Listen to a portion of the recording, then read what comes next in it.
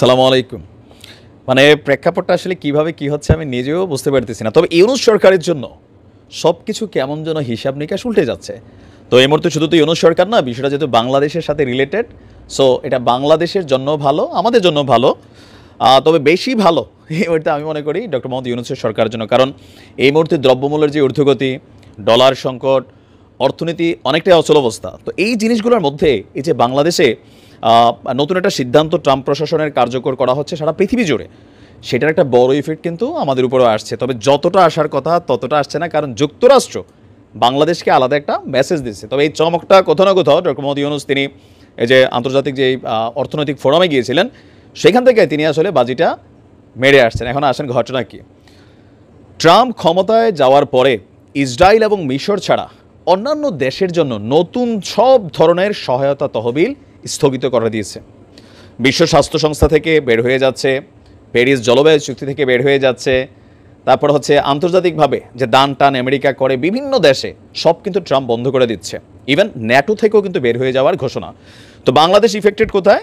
এই যে জলবায়ু ফান্ড, এটাতে একটা বাংলাদেশের বড় একটা টাকা পয়সা পাইতো, আর বিশেষ করে বিশ্ব স্বাস্থ্য সংস্থা, তারপর আপনার জাতিসংঘের কল্যাণে যেই বিশ্বজুড়ে যে খাদ্য সহায়তা কার্যক্রম চলে, ওইটা থেকেও কিন্তু আমেরিকা বের হয়ে যাচ্ছে। তবে এটা আমাদের জন্য চাপ হয়ে যেত কখন?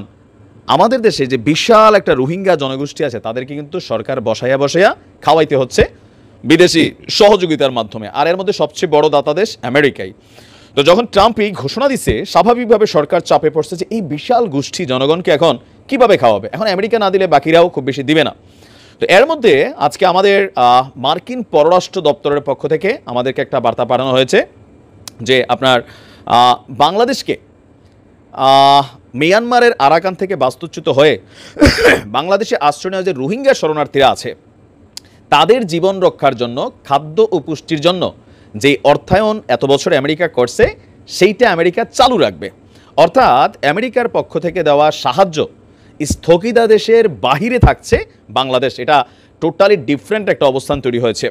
আজকে আমাদের কী বলো যে রাজধানীর ফরেন সার্ভিস একাডেমির মিলনায়তনে আমাদের প্রেস উপদেষ্টা শফিকুল আলম তিনি বিষয়টি কনফার্ম করছেন। তিনি বলছেন যে রোহিঙ্গা ইস্যুতে সরকার এবছরই বড় আকারে আন্তর্জাতিক সম্মেলন করবে, 170টি দেশ অংশগ্রহণ করবে, আর মহা আয়োজক হচ্ছেন, এটা সহ আয়োজক হচ্ছেন জাতিসংঘ।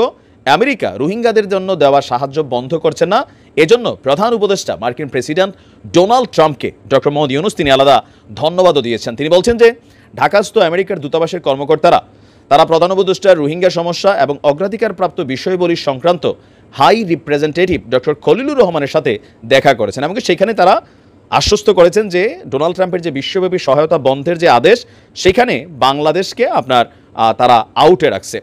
যুক্তরাষ্ট্রের আন্তর্জাতিক উন্নয়ন সংস্থা সারা বিশ্বের মতন বাংলাদেশের সহযোগিতা কার্যক্রম স্থগিত করেছিল।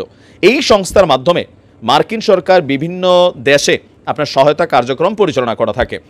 আর গত 25শে জানুয়ারি চিঠির মাধ্যমে সবাইকে তথ্য পাঠানো হয়, আর পরবর্তী সময় আমাদের জন্য, বাংলাদেশের জন্য একটা আলাদা বার্তা তারা পাঠাইছে। আলহামদুলিল্লাহ, এটা দেশের জন্য ভালো, সবার জন্যই ভালো। তবে ডক্টর মোহাম্মদ ইউনূসের জন্য একটু বেশি ভালো হয়েছে, না তো অনেকটা হিমশিম খাইতে হতো অর্থনীতিকে নিয়ে। যাই হোক, ধন্যবাদ ট্রাম্পকেও। ভালো থাকুন। আসসালামু আলাইকুম।